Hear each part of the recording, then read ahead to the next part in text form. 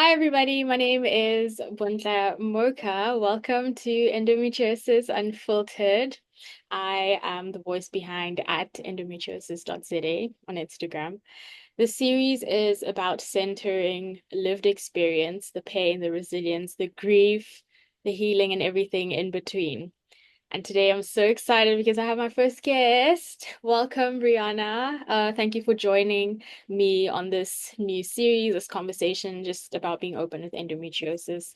Welcome. Yes, thank you for having me. It's a pleasure to be here and excited to be your very first guest. I'm honored. Um, Please tell us about yourself. my name is Brianna. I live in Los Angeles, California. I'm a medical social worker and a newlywed. And at my core, I'm someone who deeply believes in advocacy, dignity, and being believed. Most of my work in social work has been centered around supporting people with complex systems during vulnerable times. Outside of my professional work and advocacy, I'm someone who really values connection, routine, and small joy in the mornings with the small things, even if that's, you know, going outside with my dog. I love wellness in a realistic way, and movement that feels good, like quiet mornings and creating a space to slow down. I'm very relationship oriented and grounded in community, and I try to live in a way that honors both rest and purpose. That sounds amazing. Well, I'm really excited to have you on here. I just, before we get into anything, how are you feeling? What's your pain level? Where's Brianna at today? Yeah, I am feeling good. I would say pain level, if it was on a scale of 1 to 10, I'm feeling like an 8. Okay. Um, I don't have much pain today. I do have a little fatigue, but that's pretty much it. Most days it can vary. I've been at a 1 before, so being at an 8, it feels really good.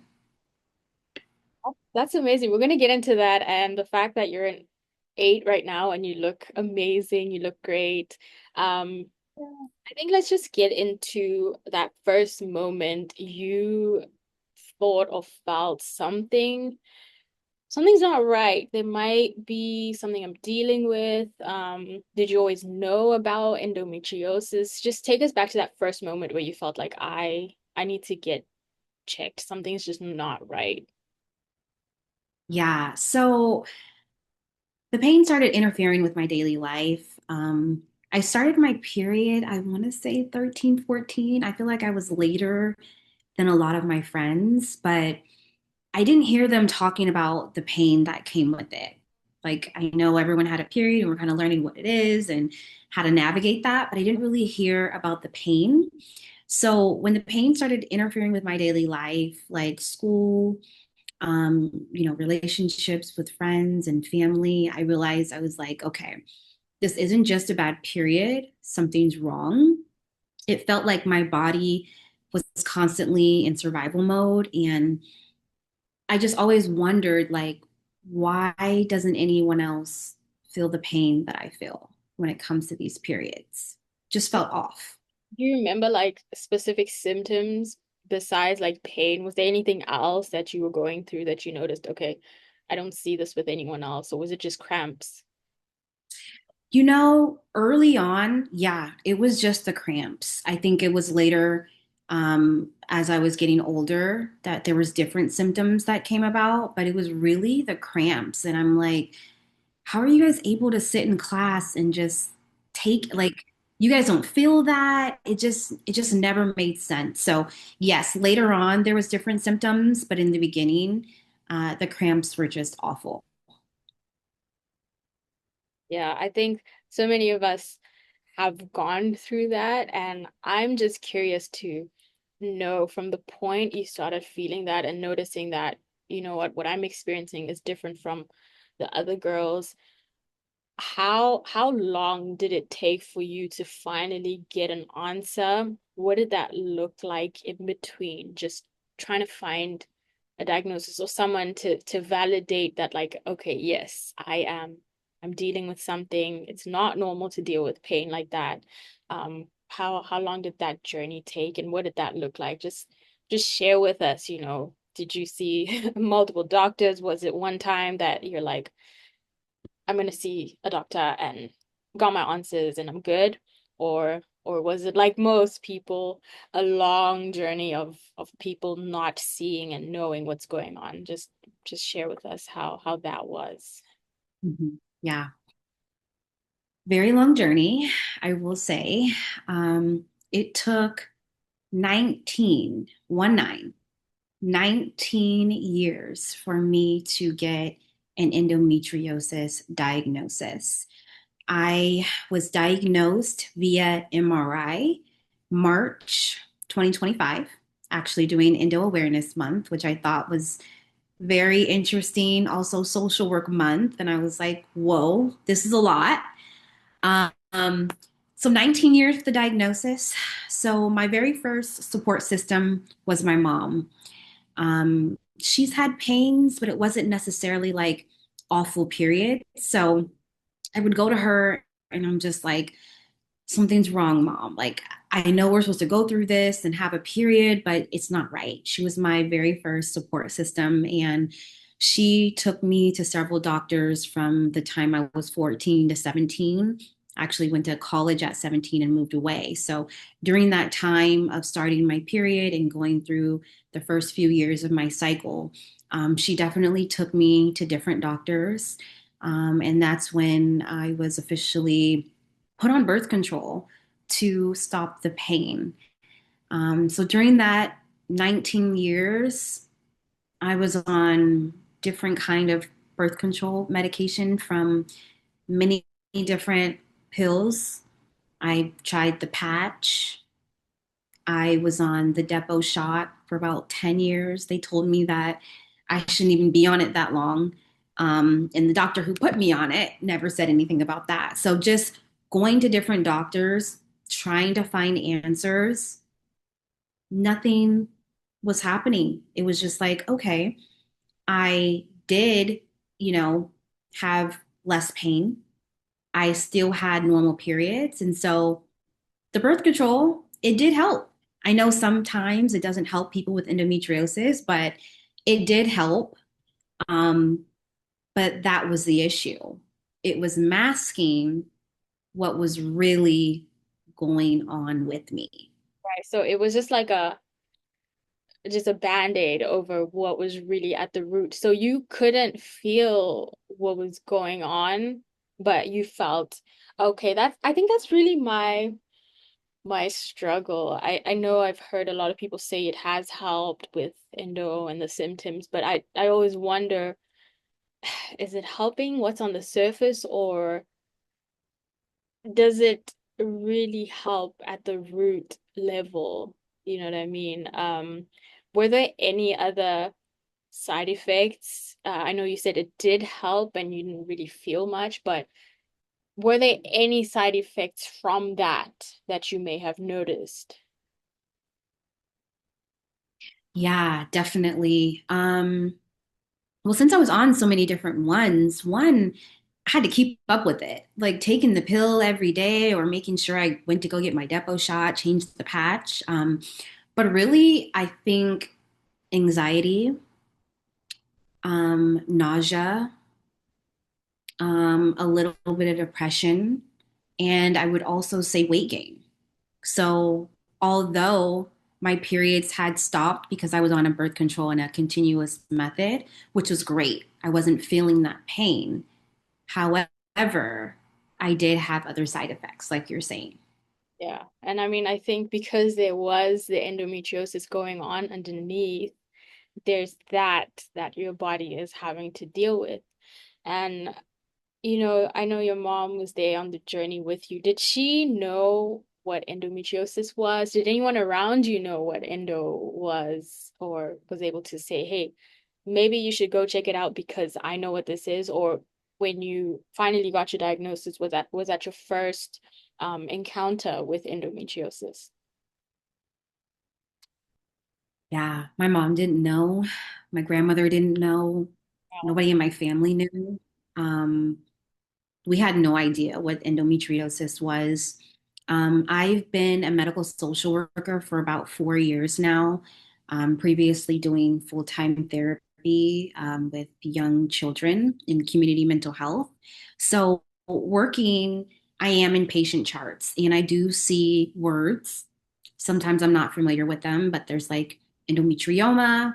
I have seen endometriosis in a chart, but not really knowing what that was. I think social media, learning more from the Endo Foundation of America helped. I saw Below the Belt, which was a documentary about endometriosis, and I knew I had it. I'm like, there's no way. I said it like, I have endometriosis. And I went to my OBGYN at the time and I said, I have endometriosis. And she said, well, they don't diagnose that without doing surgery. And I was like, well, let's do it. I have nothing to lose at this point because I know I have that. I know I Yeah. have it. And I think that's so important because you find so many people dealing with it for so many years, 10, 15 years. I know they say it takes 7 to 10, but there's so many people I've found that have dealt with it and lived with it for more than 15 years and sometimes even before getting a diagnosis. And it's always like I just know it. And, you know, constantly having to advocate for yourself to get a diagnosis, it can be such an exhausting, draining journey. But the moment you finally are validated that you're like, I'm not insane. How did that feel for you to finally get a diagnosis to be like, I knew it, I could feel it. Sometimes you just know that something's not right with my body. And I always tell people you need to listen to your body, you need to trust your gut because you know yourself the best. But what was it like for you to finally be affirmed that I'm not just making this up. I'm not imagining it. So the moment she had such a long time, I can't even imagine how difficult that must have been. But what did that feel like for you? Yeah, so that was, I still remember the day. I got the message and I looked at my phone and I was like, okay, they told me I was going to get my results from the MRI. I knew from doing research and hearing other stories that sometimes it doesn't show on the MRI. So I had no idea what to expect. I was just like, okay, maybe, maybe it's not there.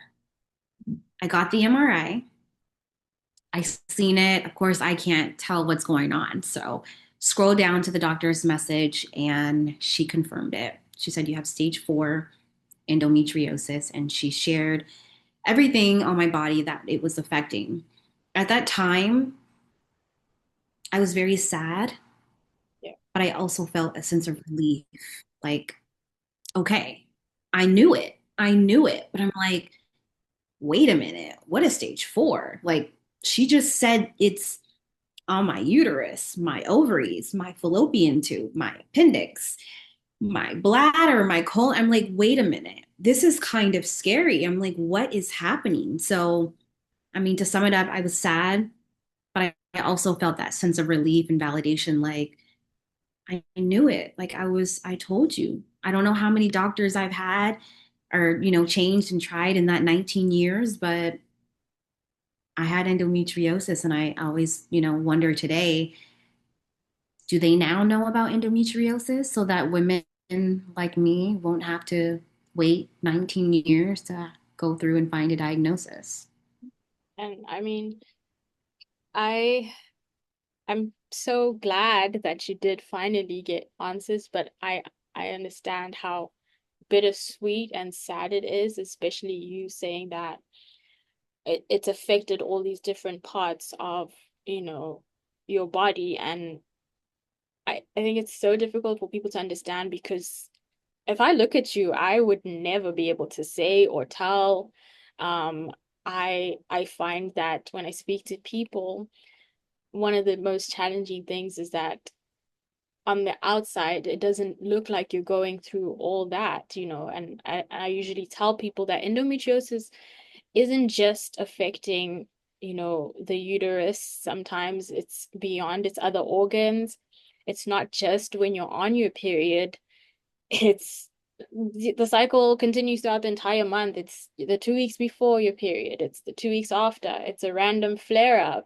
So for you, what does a day now that you, or rather, let me start with what once you got that diagnosis, what was the next steps? What did doctors recommend? What did you feel this is the way I want to go when it comes to treatment? Have you um looked for treatment? How are you managing it now that you know this is what I am dealing with? Yeah. So, what happened was when my OBGYN told me, surgery is the only way to diagnose it, I did speak to an endo specialist, and that's why I had the MRI. Typically, she says in her practice, she gives the MRI. Most they say they may or may not give the MRI. So I already had my surgery scheduled to go ahead and remove any lesions if they found any. We had just did the MRI as precaution, like, hey, let's check it out. So I already had the surgery scheduled prior to getting the MRI results. Getting the MRI results just confirmed that the surgery has to happen, especially with it being stage 4. And it's like pushing and making my organs stick together. So, with that said, I was ready to do the surgery. But when they found out that my colon was so affected by it, they told me that I did need to have a colorectal surgeon who would need to be a part of the surgery. So, at that point, my surgery was supposed to be April 2025. Due to having to schedule an appointment with the colorectal surgeon, due to having to have a colonoscopy, that pushed my surgery because the colorectal surgeon would have to have been available during that time we scheduled. So I was devastated. I'm like, wait, I finally got answers. Most people I hear, it takes so long to get surgery scheduled, and it was a blessing to be able to get in the next month. Um, it was still a blessing. Everything worked out for me. I was able to get the surgery May 2025. It was a very extensive 7-hour surgery. I had a bowel resection, and they took about 5 inches of my colon out. I was at risk for a stoma and a colostomy bag. Um, I was terrified of anything else happening to my body, but I did give them consent to do whatever they needed to do to get the disease as out of my body as much as they could. So they did ended up getting the disease out of my body, the lesions, I should say. They got everything out, they cleaned it up. Um, and after that, I was put back on birth control, which I was okay with, for suppression and inflammation for about 6 months, just to make sure my body was healing the way it should after surgery. So that's kind of what it looked like from getting the diagnosis, from having the surgery, and being post op. That is that is heavy. Thank you for just opening up and sharing that because it's not it's not a small thing. Your body has been to war, is still fighting, and I just, you know, appreciate you opening up and being vulnerable to share that because it is heavy. It is a lot. I'm sorry you have been through that. Um, and I know that someone out there is going to see you again. Like I said, I know, I know for me, it's patronizing when someone's like, "Oh, but you don't look, you look fine."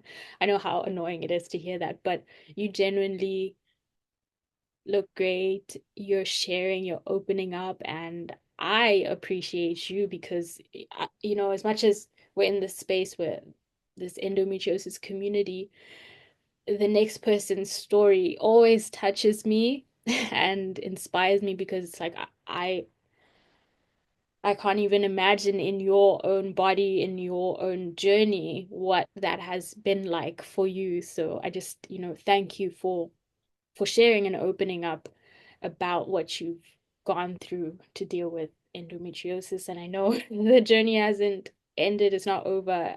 You must still be managing it. But if you don't mind me asking, how has that affected like your mental health, your job, your relationship? How does dealing with endo, coming out of such an intense surgery and recovering on that path to healing, and now an advocate for it, how has that just impacted other aspects of your life? Yeah. I mean, the mental and emotional toll around it has been heavy. I feel like the grief,